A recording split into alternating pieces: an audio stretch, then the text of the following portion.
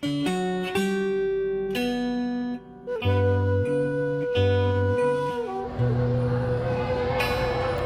hiji leuweung kacaritakeun aya sakadang kuya jeung sakadang monyet nu geus lila sosobatan. Hiji mangsa sakadang monyet ngajak sakadang kuya ngala cabe di kebon patani. Harita cabe di kebon patani teh geus arasak jeung bareureum matak ngaruy. Sakadang kuya urang ngala cabe yeuh di kebon patani. Alim sakadang monyet masuk gandeng keteh ditewak ku patani. Ih moal da cabena ge arasak jeung bareureum bangun nu amis. Nya atuh hayu kuring ge kabita ari kitu mah. Satepina di kebon patani, maranehna ngarasa kasima ku cabe nu euceuy meujeuhna alaeun. Maranehna reureuncepan asup ka kebon cabe nu tempatna teu pati jauh ti imah patani. Wah loba pisan cabena. Hayu sakadang kuya urang petik sing loba. Ulah tarik teuing sakadang monyet bisi kadengieun ku patani. Suhah lata-lata. Sakadang monyet gandeng ih. Shh, sakadang monyet. Suhah lata-lata.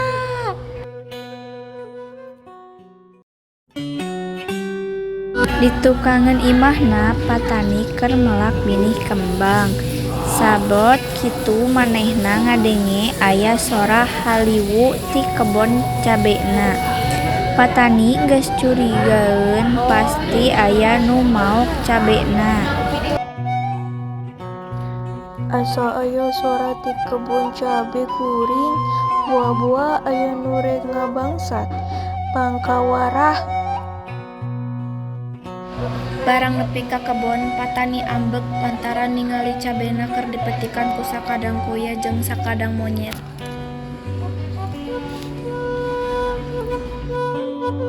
Rek naon maraneh di kebun kuring rek maok cabenya hah? Henteu patani ampun kabur.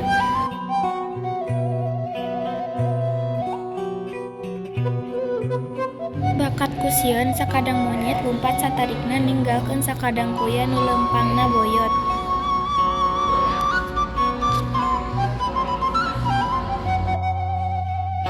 Rek ka mana maneh dipencit sia ku kuring. Sakadang monyet woi tungguan kuring.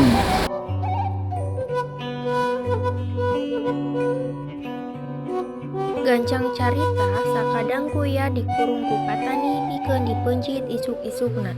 Tangtu bae sakadang kuya ngarasa sedih jeung nalangsa katambah ambek ku sakadang monyet nu geus ninggalkeun manehna waktu kanyahoan ku patani. Duh Gusti, teu nyangka sacongo buuk geuning kuring teh bakal pondok umur. Kabina-bina maneh sakadang monyet.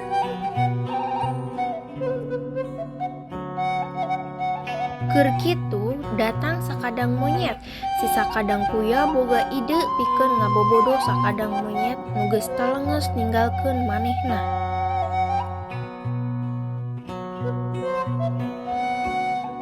Sakadang kuya, keur naon maneh di dinya? Puguh kuring teh rek dikawinkeun ka budakna patani. Mani geulis teh pisan. Baru maneh teh arek dikawinkeun, lain rek dipencit. Ih lain, mun rek dipencit mah atuh tatagieu kuring teh geus paeh. Atuh mun kitu mah kuring ge hayang. Urang hilian atuh kuring nu di dinya. Teu bisa kitu atuh. Ari tadi maneh ninggalkeun kuring empat sorangan.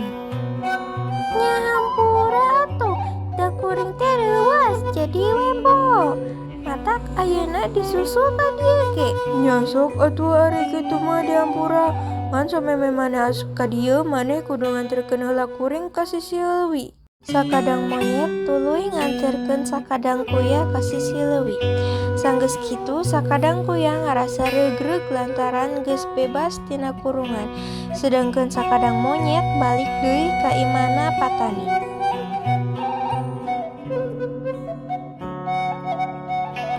Sakadang monyet ngarasa guligah jeung teu geunah sare bakat ku bungah isukan rek dikawinkeun ka budak Patani anu geulis tea. Isukna si sakadang monyet nempuan budak Patani anu aya di buruan imah. Ti kejauhan teu lila Patani jeung budakna datang nyampeurkeun kurung. Abah, geuning eta mah monyet lain kuya. Kahar, nah ini monyetnya. Wah itu satu kajajahdeun gitu. Gusti paralun teuing kurungan daging satu kajajahdeun. Urang pikeun we ieu monyet teh bah sararieun. Nya Nyai, urang balikeun ka sisi leuwih. Sugan moal datang deui ka dieu.